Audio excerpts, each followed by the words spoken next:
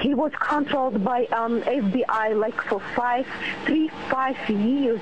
They knew what my son was doing. They knew what actions and what the sites on internet he was going.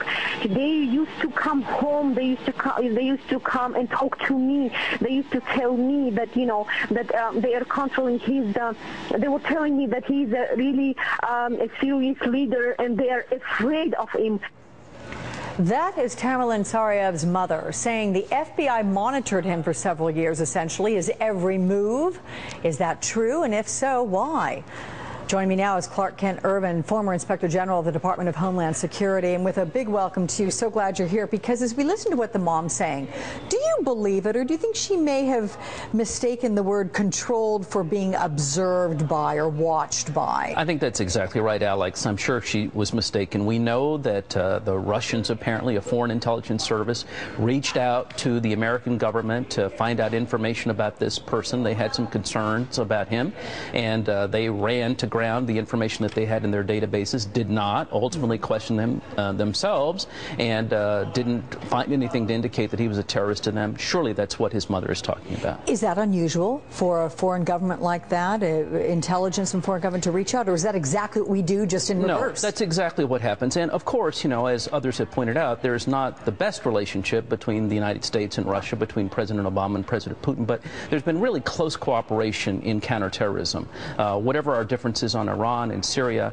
missile defense, as far as terrorism is concerned, we have a common objective, and so this is not at all surprising to me. How often does something like this happen? Say how often will the United States reach out to a foreign government and say, we need to find out more about this person? I think it happens all the time. It's a big world out there. It's an international world, meaning that people travel about, and so we need to leverage other intelligence services, and they need to leverage us, and it happens as a matter of routine. Do you think the FBI would have looked at him, monitored him for a bit, done some questioning, and then dismissed him, or would he have stayed on their radar?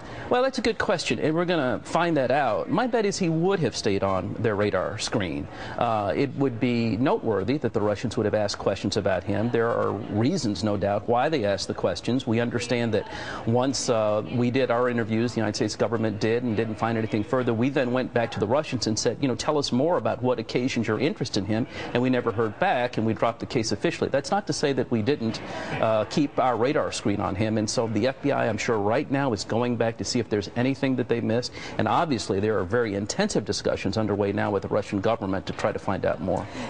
When you look, Clark, at everything that happened as a result of 2 men and then subsequently just 1 man, the way an entire huge metropolis gets shut down. You have the Amtrak corridor shut down, the money lost, all of that. Exactly. Is this indicative of what lone wolves can do, or did we fail in some way to protect against something like this? Well, it's interesting. Those are two really different questions. They're related. As to the failure, I don't really think so, Alex. This was not just a soft target, the Boston Marathon, but it was a really soft target, and by that I mean it was an open venue. It was 26 miles, and there's really no way, certainly no way in an open, free society like ours to lock that down. We understand that there were sweeps along the marathon route, not just in the days leading up to the marathon, but in the hours leading up to the marathon.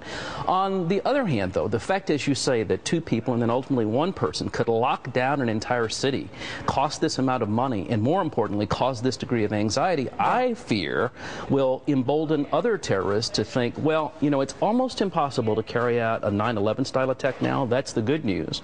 But it's relatively easy to carry out a soft target attack, and you can kill a lot of people, you can injure a lot of people, and you can terrorize other people. So I think ultimately the best antidote to it is what Richard Engel was just talking about, and that is the way the Boston community came together, the way that the full weight of the United States government was brought to bear to help the Boston Police Department in this instance, the seamless cooperation among the federal, state, and local officials. All of that is a tremendous message to the terrorists that, as the president said this morning on his radio address, America will not be terrorized. Well, and essentially this morning, everyone's back to normal, right? Exactly. There you go. Clark Kent Ervin, thank you so much. My pleasure. Many unanswered legal questions today. Why didn't the police read the suspect his Miranda rights, and how much can they talk with him in the hospital?